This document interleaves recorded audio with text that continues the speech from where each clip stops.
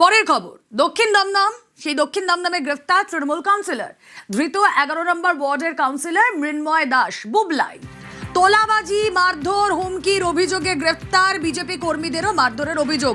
কি কি অভিযোগ এই মৃন্ময় দাসের বিরুদ্ধে, বিস্তারিত জানাবেন প্রতিনিধি অনুপ রয়েছেন সঙ্গে। অনুপ, দেখো, দক্ষিণ দমদম পৌরসভার 11 নম্বর ওয়ার্ড যিনি কাউন্সিলর মৃন্ময় দাস, তিনি কিন্তু সিআইসি মেম্বারও ছিলেন এবং ইতিমধ্যে তাকে গ্রেপ্তার করা হয়েছে। এই যে গোটা ঘটনা, তার বিরুদ্ধে শুধুমাত্র একটা অভিযোগ নয়, একাধিক অভিযোগ। কখনো তোলাবাজির অভিযোগ রয়েছে পুরনো, এছাড়া বিজেপি কর্মীদের মারধর, এলাকায় সন্ত্রাস সৃষ্টি করা, এলাকায় বহু মানুষকে অকারণে মারধর করা, এই বিভিন্ন অভিযোগ ছিল।